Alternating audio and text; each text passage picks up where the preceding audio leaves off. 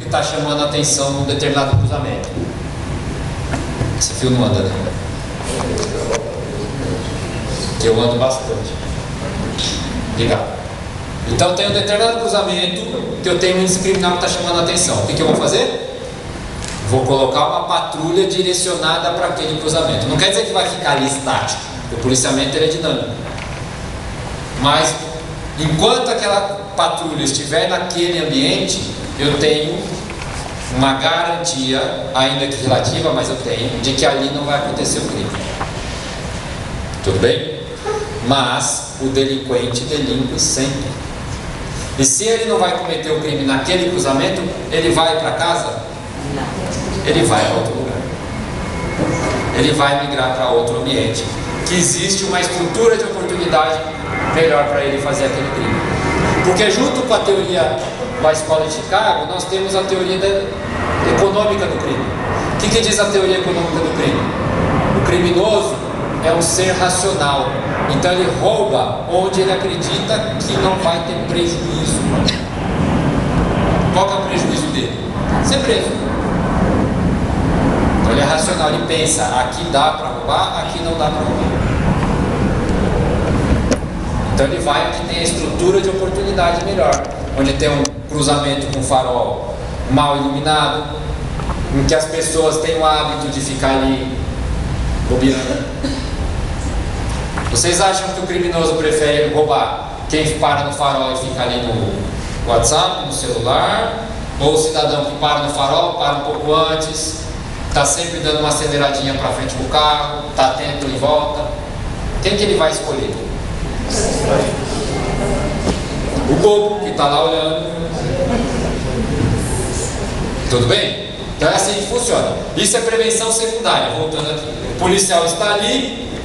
Enquanto ele estiver ali, nós temos a certeza de que ali não vai acontecer nada, naquela rua, naquele cruzamento. A vizinhança solidária trabalha com a prevenção primária. O que é a prevenção primária? É a fase antes disso tudo. A prevenção primária tem uma praça mal iluminada. O que a comunidade vai providenciar? A limpeza dessa praça, a iluminação dessa praça. Vai colocar ali um jardinzinho, vai colocar ali um playground para as crianças, porque ela tem que ocupar aquele ambiente de novo. Aí troca a lâmpada, melhora a lâmpada. O criminoso ou aquele morador de área livre que não quer aquela lâmpada vai quebrar aquela lâmpada. O que a comunidade tem que fazer? Imediatamente. Aí vão lá e quebram de novo. O que a comunidade tem que fazer? Imediatamente. O que vai acontecer com aquele delinquente, com aquela pessoa que está ali? Aqui não vai dar mais. E ele vai procurar outra praça. E para ser bem prático, o nosso trabalho é fazê-los procurar outra serventia. A polícia não vai corrigir a pessoa. A gente tem que ter essa consciência. Não é a polícia que vai corrigir, não é a polícia que vai reeducar, não é a polícia que vai ressocializar. Não é o papel da polícia fazer isso. O nosso papel é impedir que o crime aconteça e, se ele acontecer, tomar providências para que a pessoa seja presa. O nosso papel é defender direitos e restabelecer aqueles que sejam perdidos imediatamente, que seja possível isso. Não é ressocializar ninguém. A ressocialização é outro personagem, outro ator. Isso é prevenção primária. Então a vizinhança solidária trabalha aí. Ações contra a desordem urbana. Então é o que eu falei, a praça mal iluminada, maltratada. Eventualmente uma rua, está todo mundo mais ou menos cuidando da sua casa, da sua fachada, tem uma ou outra residência que não está dando certo. Mas por quê? Vai lá, procura aquela pessoa. Por quê? Eu estou quebrado, perdi meu emprego, não tenho dinheiro para comprar tinta. A comunidade providencia isso. Tudo bem? Então, o Daniel falou aqui bastante da vizinhança solidária da Vila Mascote, que ele é o expertise dele. Ele vivencia isso. Lá é condomínio. Lá é condomínio. Quando a gente está falando aqui em Vila Mira, é casa. A vizinhança solidária nasceu para casas. A vizinhança solidária nasceu para pequenos grupos, uma rua, um quarteirão. Que era o que a gente propunha para a Vila Mascote. É melhor a gente ter inúmeros núcleos pequenos do que uma vizinhança solidária para a Vila Mascote inteira. Não conseguimos fazer isso. Mais do que isso, tem Vila Mascote e Vila Alexandria. A semelhança geográfica, semelhança étnica e semelhança social e econômica é idêntica. Qual que é a diferença entre a Vila Mascote e a Vila Alexandria? O batalhão que cuida. A primeira companhia do 3º batalhão é a Vila Mascote e a Vila Alexandria é a primeira companhia do 12º batalhão. Nós tínhamos um imbróglio para resolver. Não conseguimos fazer Vila Mascote e Vila Alexandria separadas e não conseguimos fazer pequenos núcleos. Cabe o que à polícia? Vamos tentar sim. Então, a vizinhança solidária não é alguma coisa encaixotada, né? Tem que ser daquele jeito. A gente vai se adaptando. Mas o programa existe para ruas, quarteirões. Ele é mais eficaz ainda. Existe um número mínimo de moradores? Não existe mínimo e, como nós vimos, não existe máximo. Tem lá 50 condomínios já? 43 condomínios. São 2.000 apartamentos. A dificuldade que nós tínhamos lá, por quê? A vizinhança solidária faz o quê? O morador do 140 tem que conhecer o do 280 na rua. É assim que funciona a vizinhança solidária. Se isso não acontecer, não vai dar certo. Não vai dar certo. Na Vila Mascote, como é que eu vou fazer o cidadão que mora no 45 do condomínio X, que tem 15 andares com 8 apartamentos em cada um, conhecer o que mora no 72 do condomínio Y, que tem mais 15 andares com 4 apartamentos? Não tem como. Então é um caso diferente. Por isso que lá a estratégia encontrada foi diferente. Acho que o Daniel já falou, mas fala de novo. Reocupação do espaço perdido, foi aquilo que nós falamos. Aquelas cadeiras que a gente via, e que vê ainda em algumas cidades do interior. As cadeiras na porta, vizinho conversando com o vizinho. A gente não vê mais. Perdemos o espaço. Nós temos que reocupar esse espaço. Então, é um playground na praça, é um banco na praça em que as pessoas vão sentar ali, vão dar risada. É ocupar o espaço que originariamente e legitimamente é das pessoas que moram ali. Quebra do ciclo de ruptura comunitária. Então a ruptura que nós falamos, nós vamos quebrar. Quebrar a ruptura, é isso mesmo. Com base em prevenção primária, ações contra a desordem urbana, reocupação do espaço público. Lei do engano, é isso que às vezes traz essa confusão e a gente é obrigado a avisar logo de cá. Lei do engano de quem acha que a vizinhança solidária traz mais recursos de polícia para a rua.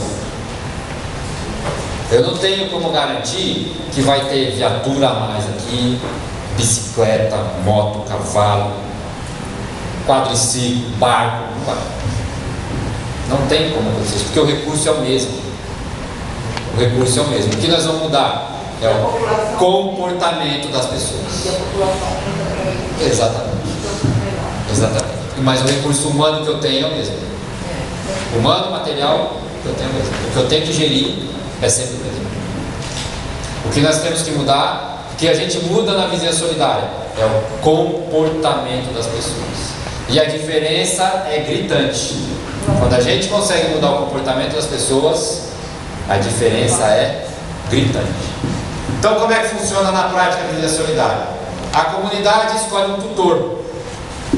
Esse tutor é uma pessoa da comunidade. Alguém com facilidade em lidar com todo mundo, conversa com todo mundo.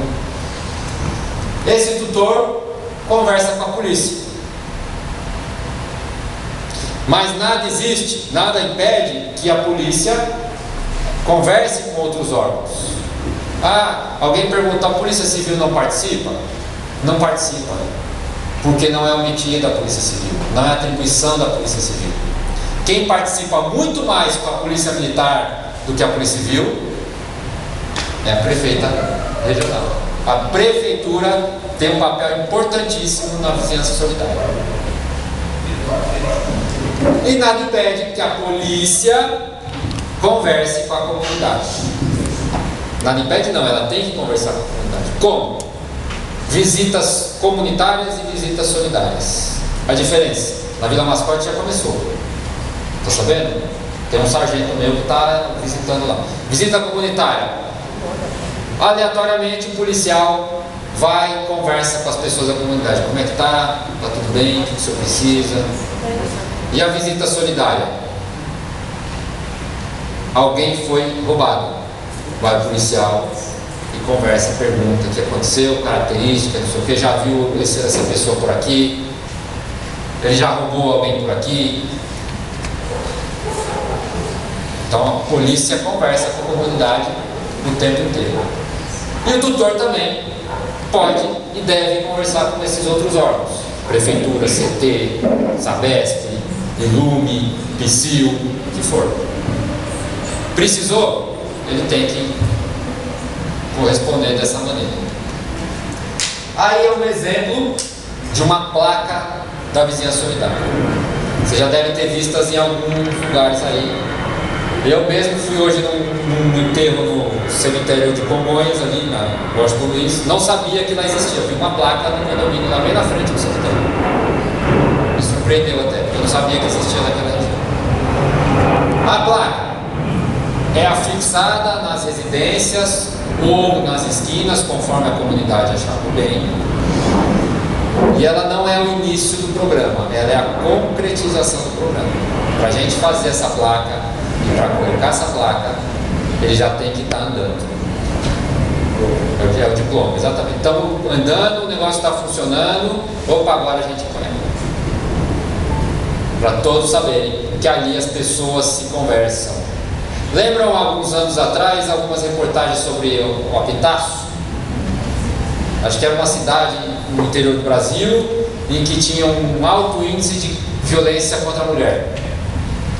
E as mulheres daquela região convencionaram que sempre que elas souberem ou presenciarem uma mulher ali sofrendo violência doméstica, uma começava a apitar, que apitava a outra, e a outra apitava, e elas começavam a fazer um apitaço. A polícia ia ouvir o apitaço? Não, mas ia constranger o agressor a continuar fazendo aquilo. Porque, opa, está todo mundo sabendo, está todo mundo vendo o que eu estou fazendo. Então, a placa é isso que vai acontecer. Opa, aqui está todo mundo de olho. Se eu roubar a senhorinha aqui, alguém vai ver. Vai chamar a polícia. E a polícia vai vir. E vai me prender. Tudo bem, gente? A vizinhança solidária é assim que funciona. O que mais que temos da vizinhança solidária? Vai começar, a comunidade junto com a polícia traça uma estratégia. Vila Mascote, qual foi a estratégia? Vamos centralizar a vigilância dos porteiros que vão se comunicar por rádio. Nós não inventamos isso, nós copiamos de uma região de São Paulo que deu certo. Chácara Clabim, conhece? Tinha um alto índice de roubo de veículo, A Associação de Moradores fez isso sem a polícia participar, porque naquela região a polícia não se interessou. E deu certo. Os condomínios adquiriram os rádios, teve treinamento, os porteiros se comunicam. Olha, está acontecendo tal coisa aqui, tem um carro estranho aqui, tem uma pessoa estranha aqui. Essa pessoa vai andando, o porteiro do prédio do lado fala, agora está aqui. Alguém liga o 90, vai a viatura, aborda esse cidadão. Se não tinha nada com nada, obrigado, boa noite, expõe da polícia militar. Se às vezes esse cidadão estivesse querendo, na ideação de cometer algum crime, mas não tivesse portando nenhuma arma, nada disso, obrigado, boa noite, dispõe da polícia militar. Mas na cabeça dele, aqui não dá. E isso reduziu a quase zero o roubo de veículo na Chácara Clabim. Então nós bolamos essa estratégia e está andando. apareceram alguns desafios. A história mostra, a experiência dos outros programas mostra que sempre, alguns meses depois, aparecem alguns desafios. Parte da comunidade esmorece. No começo é aquele boom, nossa, vai dar certo, todo mundo está engajado. Às vezes aparece um desafio ou a coisa cai na mesmice. As pessoas, isso é comum. Bom, então aí a comunidade junto com a polícia traça a estratégia. Qual que é essa estratégia? A gente vai reocupar o espaço, nós vamos revitalizar essa rua, vamos revitalizar essa praça, vamos nos comunicar por grupo de WhatsApp, grupo de rádio, grupo de...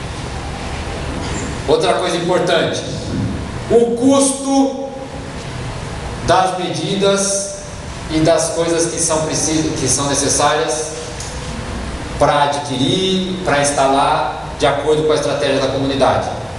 É da comunidade. É da comunidade.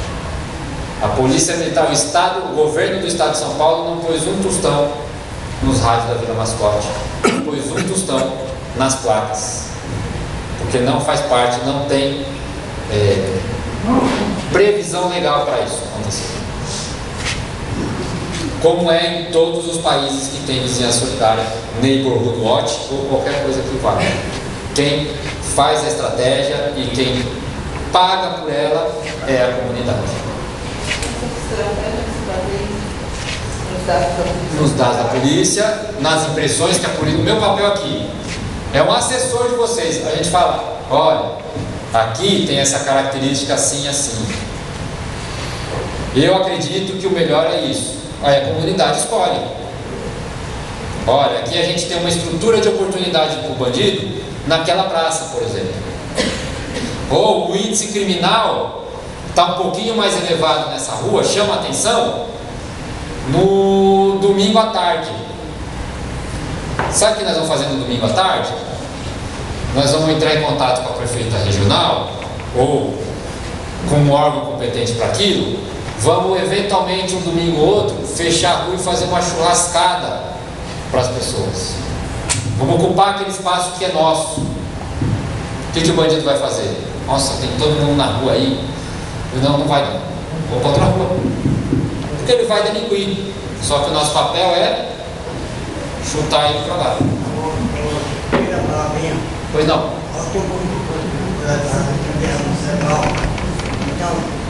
Tudo isso é uma coisa só. É impunidade também. Pergunta para todo mundo. Como não é a impunidade? Porque impunidade. Cada um faz o quê? De grande de quê? Faz o quê? Faz o quê? Até o juiz. Eu concordo. Até o juiz. Por isso tem desordem. Lá de cima. Pode. Nós polícia, somos solidários a essa sensação de impunidade. Sabe por quê? Não tem você, assim não tem você. Existe uma coisa, acho que a maioria de vocês não sabe. Absurdo. O juiz, semana, tem coisa absurda. O cara, o rapaz da vida voltei.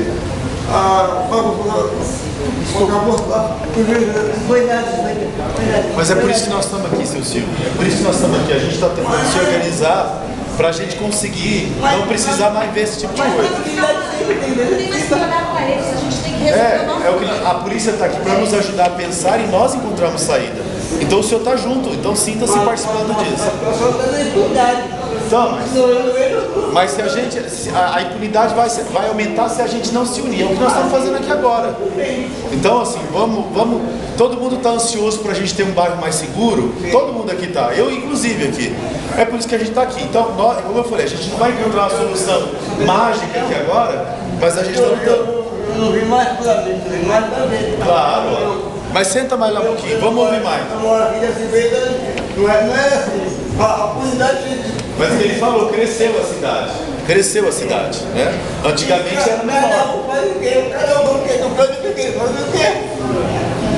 Mas vamos deixar ele terminar de falar e a gente vai ver o que a gente vai fazer depois. Então, gente, é o seu Silvio, né? Silvio. É o que o seu Silvio falou. Acredito que boa parte de vocês não conhece o que eu vou falar. Existe uma coisa chamada audiência de custódia, já ouviu falar? Então, eu tô querendo ver. A audiência de custódia faz o seguinte: Deixa eu terminar de falar. eu vou hoje e prendo um cidadão armado roubando de vocês aqui. Na hora que ele estava roubando, a gente virou a esquina, pegou, prendeu. Em 24 horas esse cidadão é levado à frente do juiz. E o juiz fala: olha, o que aconteceu? Isso. Ah, senhor, eu apanhei da polícia. Está solto. É isso que acontece. Responde em liberdade, simplesmente porque ele alega que teve ilegalidade na prisão dele. Ah, eu fui algemado, não precisava ser algemado. Está solto. Esses dois casos que a gente teve ontem e anteontem, dentro E ainda eles estão embora. Vão embora, pagaram. Então, senhores, existem medidas que não nos cabem, infelizmente, é o que eu falei para vocês. Não cabe a polícia ressocializar ninguém. Quando a polícia quis ressocializar as pessoas, ela pagou o preço por isso. E ela paga se o policial acreditar que o papel dele é ressocializar, é reeducar. Não é o nosso papel, porque a sociedade não quer. Então nós obedecemos, nós somos funcionários de aplicação da lei. Acabou. A impunidade que nós vivemos hoje, que nós policiais também somos vítimas. Só esse ano já foram 100 policiais mortos. 100 no Brasil.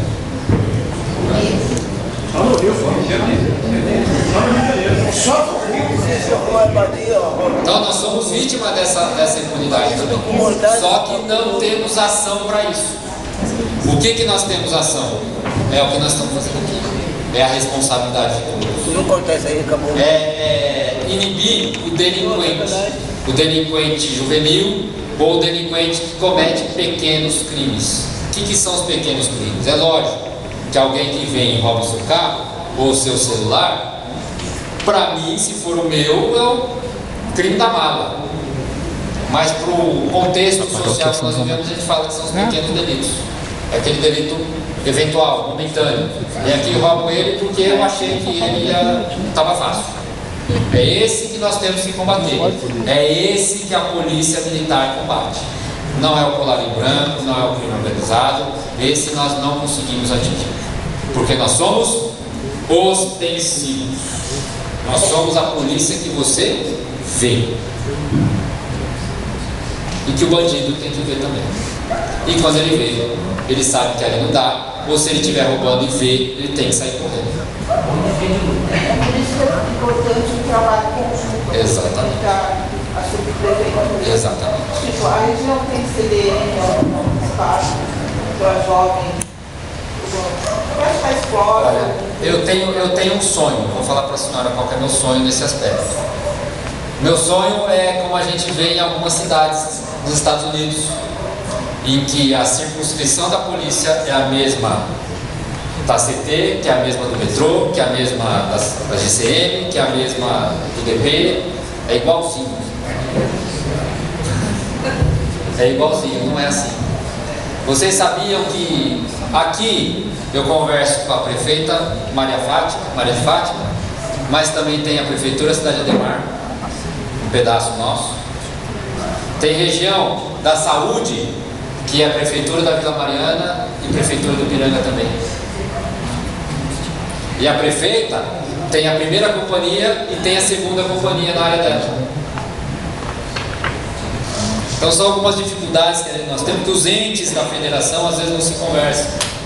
Nós voltamos a conversar com a prefeitura regional, aqui na pessoa da prefeita, que eu sou fã, já falo, não consegue, falo. Né? Porque nós voltamos a conversar, nós polícia, com a prefeitura, nesse último mandato.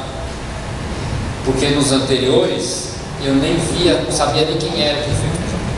E a gente ia procurar, não conseguia ter acesso. Por isso que a comunidade tem que conversar com a polícia conversa com a prefeita conversa com a comunidade. É assim que nós funcionamos. Por isso que eu vim aqui hoje conversar com vocês, para explicar como é que funciona a vizinhança solidária, porque eu acredito nesse projeto. Mais do que